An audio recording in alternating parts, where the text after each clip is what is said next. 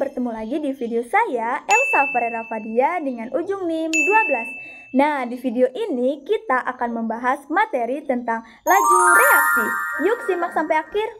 Jadi, laju reaksi adalah kecepatan berkurangnya reaktan atau bertambahnya produk per satuan waktu. Secara matematisnya dapat ditulis R sama dengan min delta reaktan per delta T yang menunjukkan pengurangan reaktan, atau R sama dengan delta produk per delta T yang menunjukkan pertambahan produk, di mana R ini adalah laju reaksi sedangkan delta T adalah selang waktu selama perubahan. Laju reaksi juga memiliki kaitan yang erat dengan teori tumbukan, di mana menurut teori ini, jika semakin sering terjadi tumbukan yang efektif, maka laju reaksi akan berlangsung dengan semakin cepat. Secara eksperimen, hubungan antara laju reaksi dengan konsentrasi reaktan dapat dirumuskan dengan V sama dengan K dikali konsentrasi A pangkat M dikali konsentrasi B pangkat N, di mana V adalah laju reaksi, K adalah konstanta laju reaksi, A dan B adalah konsentrasi reaktan, sedangkan M dan N adalah orde reaksi. Orde reaksi ini adalah bilangan per pangkat yang menunjukkan pengaruh konsentrasi reaktan terhadap laju reaksi.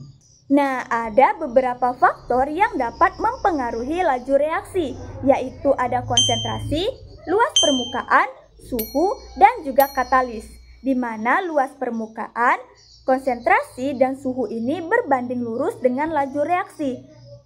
Jika nilainya semakin besar, maka laju reaksi akan berlangsung dengan semakin cepat. Sedangkan katalis dapat mempercepat laju reaksi tanpa ikut bereaksi. Nah, agar kita lebih paham dengan materi ini, mari kita jawab contoh soal berikut ini. Nah, di sini kita disuruh menentukan persamaan laju reaksi dari reaksi A ditambah B menjadi AB dari data yang sudah diberikan. Sehingga untuk menyelesaikannya, kita bisa menggunakan rumus dari hukum laju reaksi, yaitu V sama dengan K dikali konsentrasi A pangkat M dikali konsentrasi B pangkat N. Untuk membuat persamaan laju reaksinya, kita harus mencari orde reaksi dari masing-masing konsentrasi reaktan. Caranya dengan melakukan perbandingan. Untuk orde reaksi terhadap A, bisa kita cari dengan melihat data konsentrasi B yang sama. Di sini data yang sama yaitu di percobaan 1 dan di percobaan 2. Lalu kita bisa buat perbandingan V2 per V1 sama dengan K2 dikali konsentrasi A2 pangkat M dikali konsentrasi B2 pangkat N per K1 dikali konsentrasi A1 pangkat M dikali konsentrasi B1 pangkat N. Lalu tinggal kita masukin nilainya. Ini bisa dicoret. Yang ini juga bisa dicoret. Sehingga yang tersisa adalah yang ini. Lalu tinggal kita bagi saja. 2 dibagi 0,5 yaitu 4. 1,0 pangkat M dibagi 0,5 pangkat M yaitu 2 pangkat M. Sehingga M-nya adalah 2. 2 ini diperoleh dengan membagi logaritma 4 dengan logaritma 2. Sehingga orde reaksi terhadap A adalah 2. Untuk orde reaksi terhadap B, caranya sama seperti orde reaksi terhadap A. Tapi bedanya yang kita lihat yaitu data dari konsentrasi A yang sama. Di sini data yang sama yaitu di percobaan 2 dan di percobaan 3.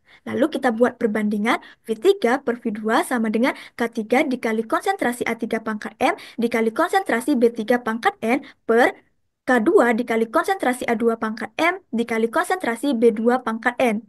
Lalu tinggal kita masukkan nilainya dan kita hitung sehingga diperoleh N-nya sama dengan 1. Jadi orde reaksi terhadap B adalah 1.